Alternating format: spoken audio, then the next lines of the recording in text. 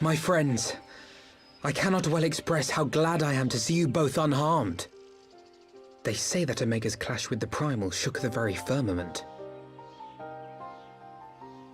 You need not have worried. The battle took place far above the ground. We were able to observe in relative safety, though I'm given to understand that there were casualties on the far side of the wall. It was like watching a nightmare unfold before our very eyes.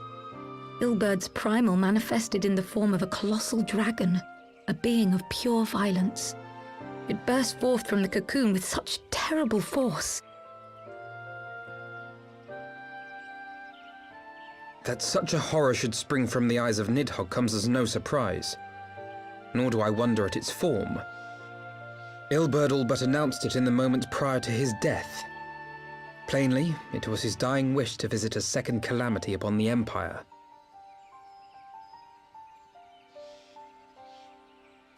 And I am quite certain the abomination would have obliged had it not found itself outmatched by Omega. Gods!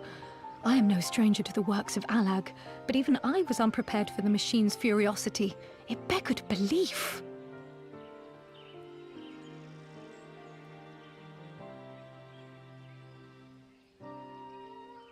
And how fares poor Ida in the midst of all this? Have you spoken with her? She is up on the platform, lost in thought. We deemed it best not to disturb her, but mayhaps she would welcome some company after all. Shall we?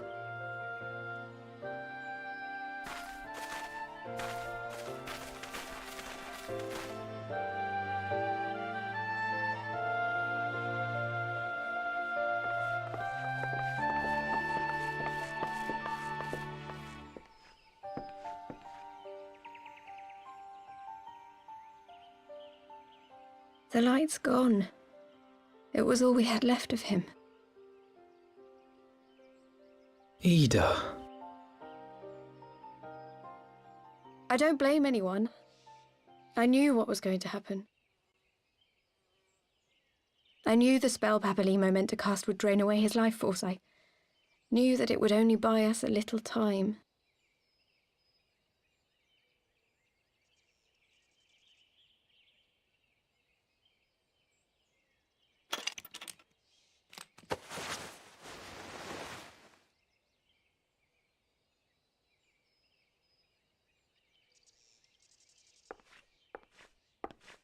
Ida, there is no need to explain.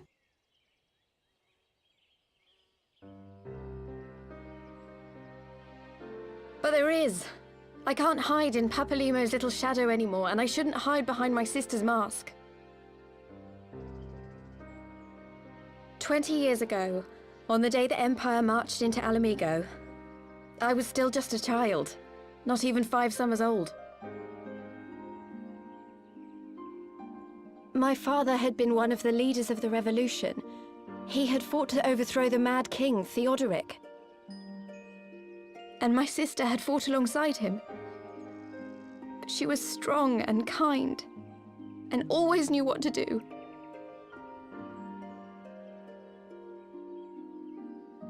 But when the Garleans came, everything changed. My father went to war against them too, and I never saw him again. After that, I remember a lot of running. My sister dragged me for malms and malms until we came to the city of Sharlayan. That was where she met Master Louis Soir. He introduced her to the Circle of Knowing, and she eventually became an Archon. She was your inspiration. Is that not why you took up her mask and her name? Or did you simply mean to continue what she had started?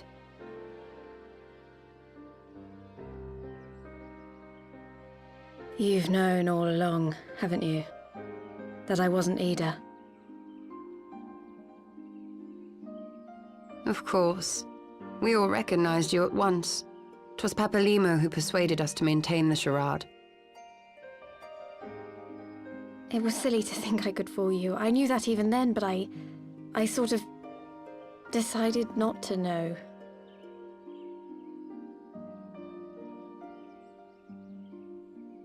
Ida died 6 years ago, on a mission to smuggle refugees out of Alamigo. They say she was overwhelmed by Imperial soldiers when she stayed behind to save a little girl. She was so strong. There must have been a lot of them.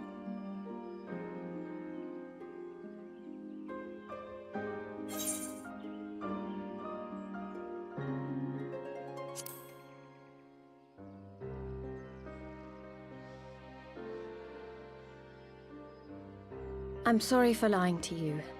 My real name is Lise. When Papalimo brought me Ida's mask, it was meant as a keepsake, but I decided I wanted to be his new partner, to keep alive all the good that she had done.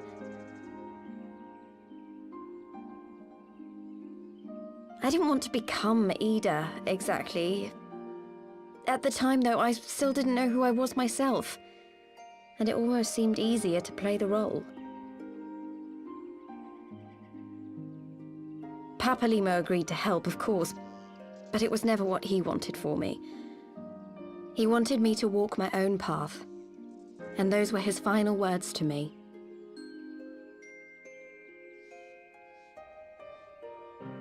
The Archon's mark he gave me is faded, and my last excuse along with it.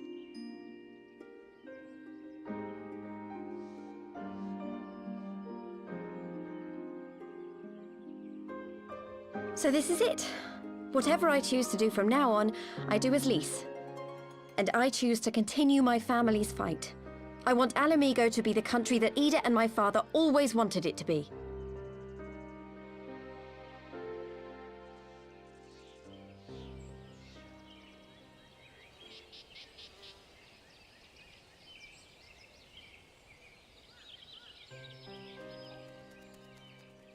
War is upon us once more. Do you regret standing against the Empire? Would you have chosen a different road, knowing what you know now? To claim that I never doubted the decision would be a lie. But I made my choice, and I have defended it with blade in hand ever since.